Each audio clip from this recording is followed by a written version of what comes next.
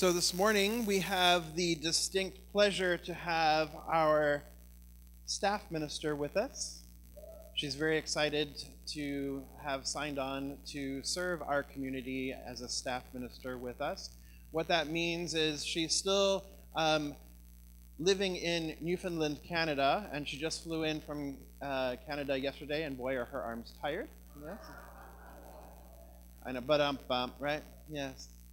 But she's doing a lot of her work for us virtually, and while she's in town this week, she and I are traversing all over Riverside, meeting with a bunch of folks, and having them come and meet with us as well, and then doing great work next week in addition to everything else that we're doing. So it's very exciting to have her with us.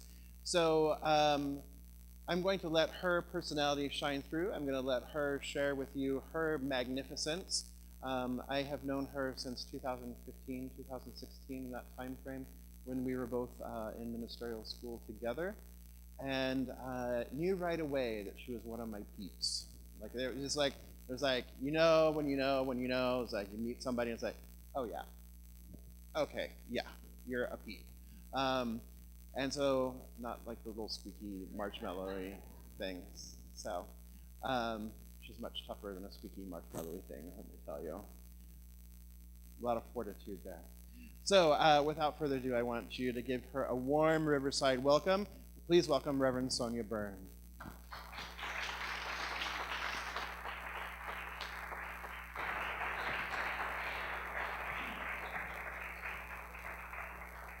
I am so happy to be back in this community. I'm also happy to be away from a frozen lake in front of my house in Newfoundland. I'm going to be honest about that. And as I drove from the LA airport to Riverside yesterday, what I saw coming in to Riverside was absolutely magnificent. The view of the hills. Have you seen this? I'm seeing it on people's Facebook posts as well. This seems this year greener than is typical and more flowers than typical. And I say yes, I love it. It reminded me of being in Ireland. Yeah, doesn't it? So other people are seeing that. It reminds me of being in Ireland and traveling around Ireland. And I am from the island of Newfoundland, and we are mostly Irish in our heritage. We have a different way of speaking, so you might hear a little bit of an accent. Sometimes people want me to bring that on a little more, but I'll kind of level it off so that I can be understood here today. We just celebrated St. Paddy's Day. You know, this happens all over the world. People celebrate St. Paddy's Day. And on my island, it has such deep meaning. I don't know that if you went around with a microphone and interviewed people and asked them about the history, that they'd actually know the history, by the way. But what people do know is connection. So we have pubs and restaurants all around my city of St. John's, population 180,000. The whole of Newfoundland is about the same population as Riverside County. So we have these plaques and little blackboards in restaurants and pubs all around St. John's with the number of days to St. Paddy's Day. We're at 359 days right now. And people know that my heritage is mostly Irish, and they know I live in Newfoundland. So I got all kinds of questions last week, like, what kind of music will you play on St. Paddy's Day? And I said, well, you know, it's Irish music. It's very fast music. And we kind of have two categories of music. We have music in this category over here that's all about drinking and sailing, right? And then we have this entirely other category over here about sailing and drinking. Yeah. So there's a theme there. And St. Paddy's Day in Newfoundland is a public holiday. The only place in Newfoundland that is a public holiday, which means that, you know, if you're employed, then you're paid for that day. It's a day off work, like Independence Day or Canada Day. And so we have a public holiday, lots of celebration, lots of parades, lots of connection. And something extra interesting that happens when St. Paddy's Day falls on a weekend is the Thursday before St. Paddy's Day we call St. Practice Day, where people can go out and wet their gills a little if they're into that, or get their feet moving if they're into that. So by the time the weekend and the real day comes along, they are ripe and ready for that experience. And you know, this idea of connection is something that just permeates all environments and all societies and all geographies of the world. And while it plays out differently and it looks differently in different places, when I walk in here and I see love lives here, I know that there is a desire at Riverside Community Center for Spiritual Living to connect with people, to connect inward, to connect in the community, and to connect outward. And love is one of these concepts, these experiences for people that just crashes through all boundaries and allows people to feel that they can be loved and allows people to feel that they are lovable. And when that happens, an actual connection can occur. Now, some of you know that I do workshops. I work with clients all over the world, and I'm here in Riverside next Saturday doing a strategic planning workshop with some of your community leaders. And when I do workshops, one of the topics that people want to talk about is values, especially if we're doing something around like mission, vision, values. And I have a little deal that I make with groups that I come in to facilitate with, and it's that if you're going to declare a value, you have to be able to tell me 5 ways that you live that value in your day-to-day life, in that environment, or you can't have it. I'm a little tough. He's right, I am a little tough about things like this. So it ends up with organizations and people changing their values like it's a swap meet. Well, actually, I don't know I can really demonstrate that one, so I'm gonna, take this one and we'll do a little bit of that, like a go fish kind of thing, right? And so, but they do land with values that right now we feel like we are prepared, experienced enough, and open to committing to. Top 3 that come up, no matter where I am: communication, integrity, and trust. With those values, and the topic today being our highest values, they really go back to this idea of connection. Because if we are in a connection with someone and they're not willing to communicate, it breaks down. If we're in a connection with someone and they're not willing to be in integrity, or we feel that they are holding something, then that connection breaks down. And without trust, that connection breaks down. So I can wrap it all in a very nice bow that I can call connection. And I have a couple of stories here today about a few people who are bringing a deeper, greater connection out into the world. I'd like to introduce you to Hassan. Hassan lives in Newfoundland. He lives in St. John's, and he is the founder and chief kindness officer for the Kindness Project. The Kindness Project. And I didn't recognize him when I met him. I met him face to face a couple of months ago. We've been talking on Facebook for over a year, because he's a bit of a local celebrity, and now he's become a celebrity in 26 countries, so he's harder to get to. But I met him, and I didn't recognize him because he had all his clothes on. So we have another slide here, and this is, if we go to the next slide, this is how we know him. He is a male mermaid. Yeah. And in Newfoundland, we will say as a friendly thing to someone, hey, bye. And so they call themselves Merbies. And what he did in his Project Kindness is that he gathered a bunch of men together to deck themselves out in makeup and glitter and fins. And they all took pictures. There was a photography session in different places. And this calendar that's up there, the Merbies calendar for 2018, was born. Now, it took off in a way that was really unexpected.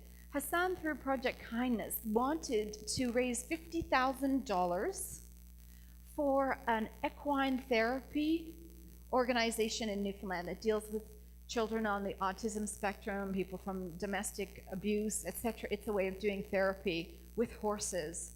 And so he really believes in this idea and this group. So he put the group together with the Merbais, all the mermaids, mermen, and they did this calendar thinking they'll aim to raise 50,000.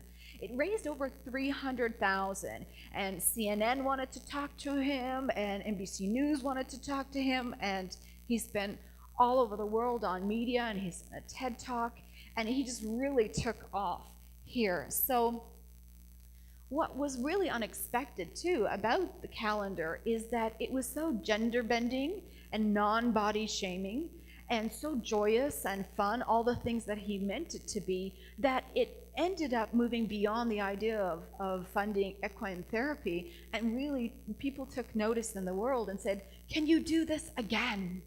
And so one of his biggest markets is Australia. He sold so many calendars this last year to Australia. They sold out for 2019 in November, December, and raised over $200,000 for violence prevention on the island of Newfoundland.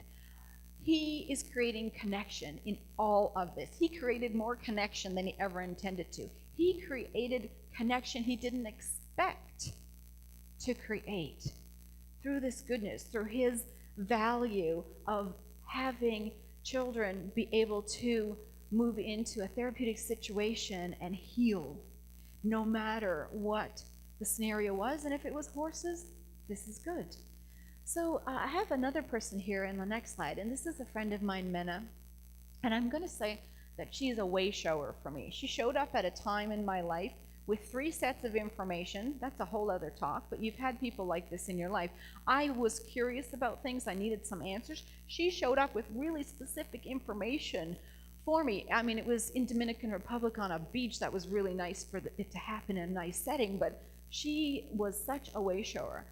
And she said to me back then, this would be 2008, New Year's into 2009, she said, I have this dream. I want to do coaching, and I want to do it with horses. A little bit odd in 2008. I had not heard of this. She worked in California, worked in the Caribbean, and now has a group of rescue horses called the Freedom Herd, north of Toronto. And people come to work with these horses. People come to work individually or groups and teams, team building retreats, etc. Again, children, and then people of domestic violence, people just dealing with issues in their life. And what's wonderful about it is that it's a nonverbal experience. And so our values, as much as if I ask people about their values, we can talk and talk and talk and talk about our values. But the way I know your being and your values is how I see you live it. And that's at a nonverbal level. The words sometimes we throw out to kind of distract and cover over something. So when you're dealing with horses, they cut through the stuff. They cut through the BS, the belief system. They cut through all of the faulty stuff that's going on. And I've been told that it is like a telepathic experience, that you're with them and they see and read everything that's happening for you. Now, as human beings, we have words. So we have kind of a clumsy way of working with each other and sharing our values. So we have a great philosopher by the name of Yoda. And maybe you've heard of Yoda, the great philosopher. So do or do not, there is no try. So what I want to invite you into today here is to consider for the rest of the day and into the week that's ahead of you, how you might create deeper connection that really comes from your values by being specific about a few words. So these words, but why should I try? But why should try? Are really emotionally laden words. And they don't always come out the way that we mean them to come out. So there can be a disconnect. And so I want to dig into these 4 words and reset the way that we might create connection this coming week. We had the morning table this morning and we talked about values, and I think we could still be there right now. Like we went into what it means to be a lighthouse and just stand in your values and let that shine in the world. And we talked about being a tugboat and going out and try to convince everybody else to come over to our values or push our values out, do a lot of work. And maybe you know that feeling, and it feels exhausting. And sometimes we want to be the lighthouse and just be still. And sometimes we want to go out and move things around. So a very rich conversation this morning. Hope to see you next Sunday there. When we look at, but why should try?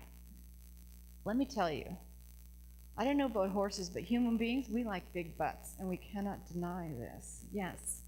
We like to be able to say to somebody, those are really nice socks, Reverend Jeffrey. Can you hear the butt? You can see that big butt coming like miles away.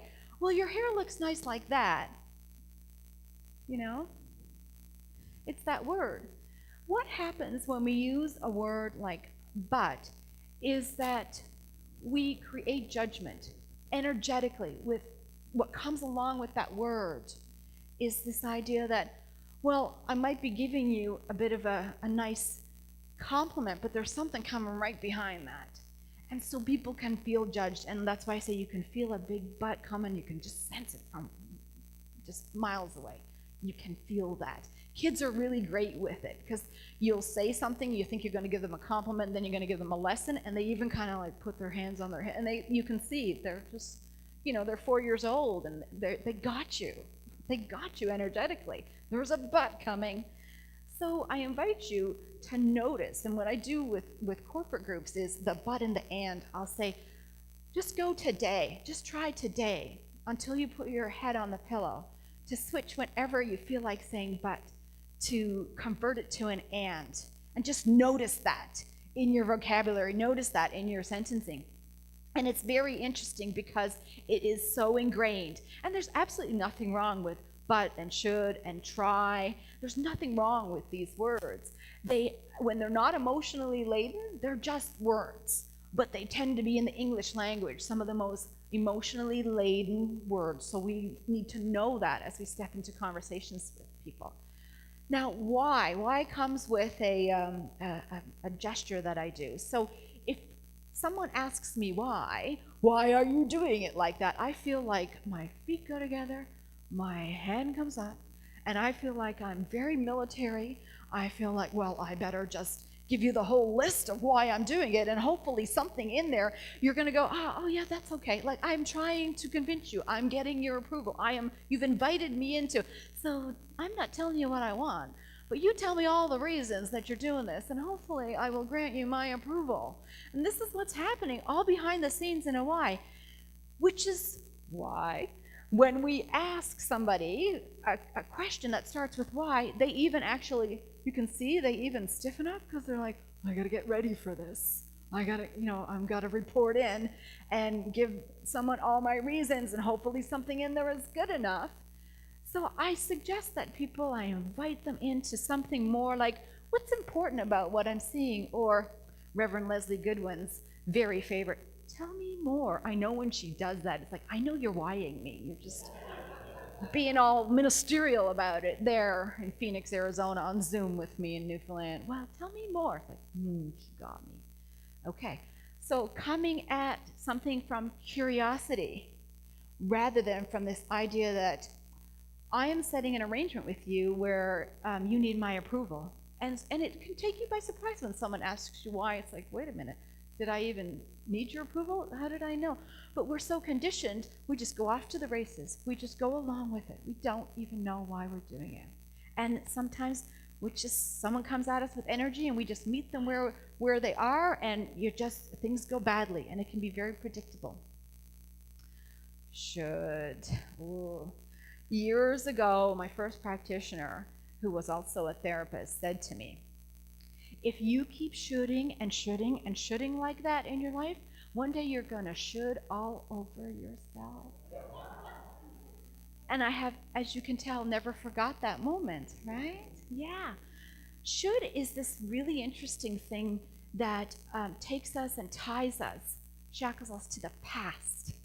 When we are saying should, like I could watch Big Bang Theory, but I really should do the dishes in my sink, but I want to watch Big Bang Theory, but there's dishes in my sink. I really should be doing this. We have these inner dialogue. Should is usually someone else's voice. Should is usually something that's been passed down, often by very well-intentioned, loving gifts that we call family members in our lives, or community members, people that have been mentors, people that have really tried to help us on our way, but have inadvertently imbibed us with this opportunity for us to judge ourselves.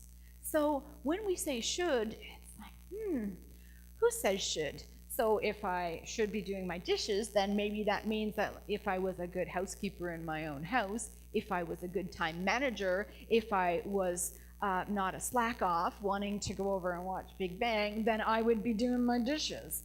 So when should comes in, it's like, who's that? Really, who's that? And sometimes you're channeling another voice. Interesting to notice. So swapping it over to a word like could, so if we go into move our shoulds to coulds, then we open up possibilities. Should locks us into some old paradigm. Could opens up possibilities. This is our inner voice. But imagine when we do this with other people.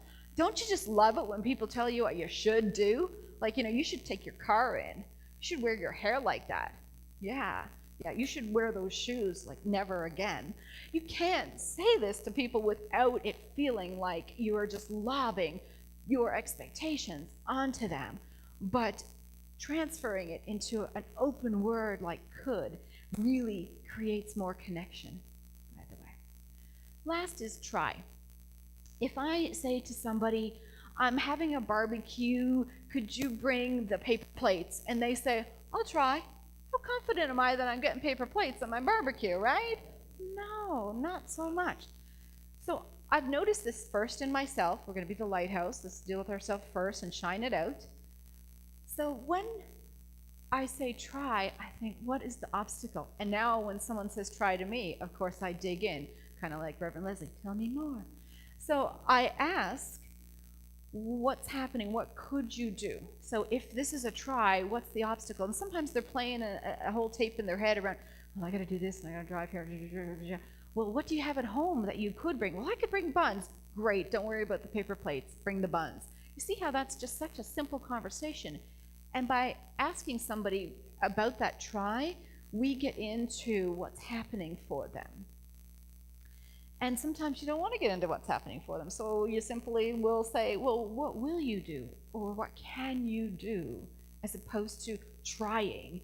And so this very wise New Thought, Science of Mind philosopher, Yoda, saying, there is no try, do or do not. When I find myself saying that I will try, I also stop and think, well, I'm just setting someone up to be disappointed by me. Why don't I just tell them what I actually can do? And if there's more than that, then, that's good. But at least I will meet my obligations. Try is an invitation to a conversation.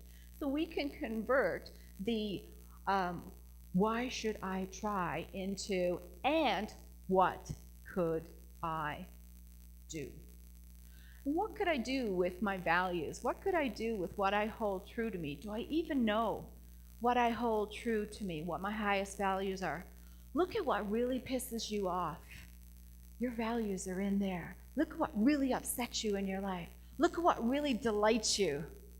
Your values are in there. If you are really upset by something, then a value is being stepped on. If you are talking to someone and the conversation goes completely sideways, completely pear-shaped, and you're thinking, what the heck is happening?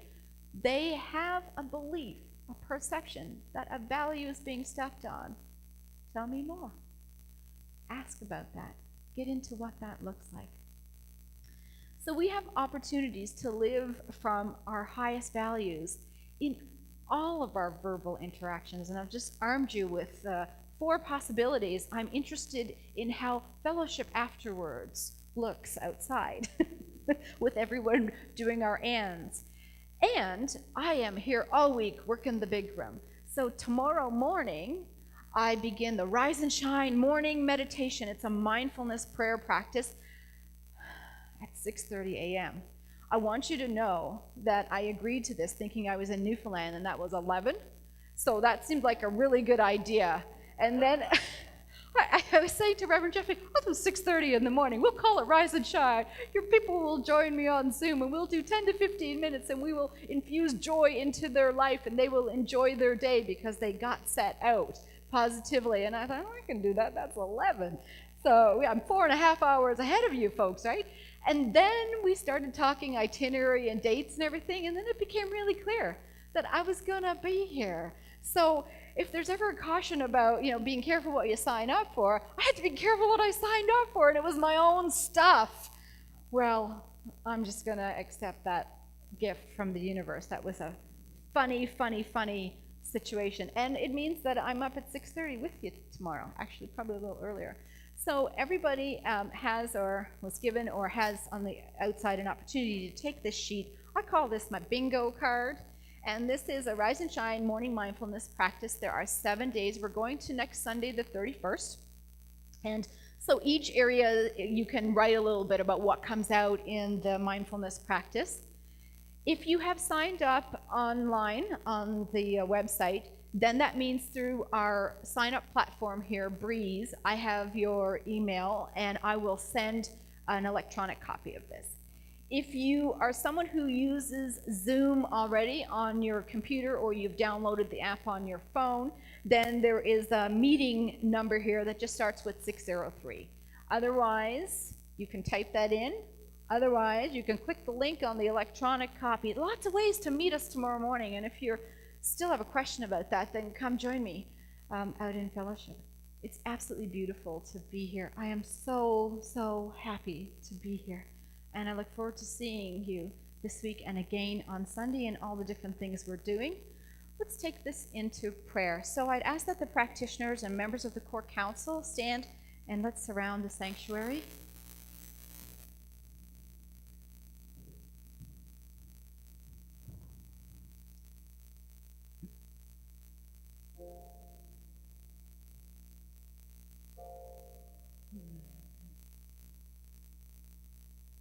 So as we take this moment to close our eyes and feel the seat beneath us, feel the floor beneath our feet, feel the connection we have to being exactly right here, right now.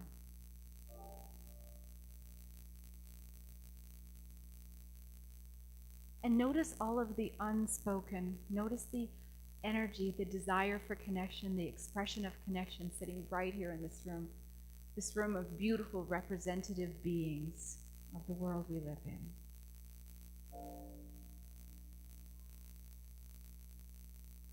I'm taking this moment to recognize and know the one divine idea that is all humanity, this one divine idea that brings us all together, this one divine idea that is the source of all possibilities, the source of all that is capable within each and every one of us. As I know this oneness resides deeply within my being, I accept and know that for everyone here and for all beings everywhere.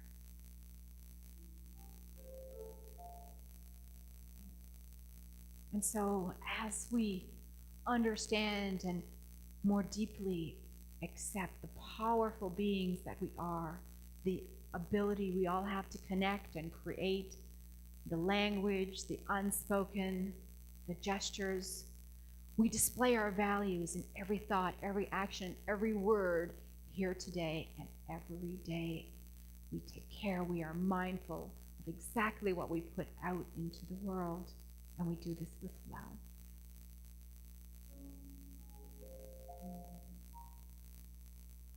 And so from this place of deep gratitude, this thankfulness for this experience here we have today, for this Center Riverside Center,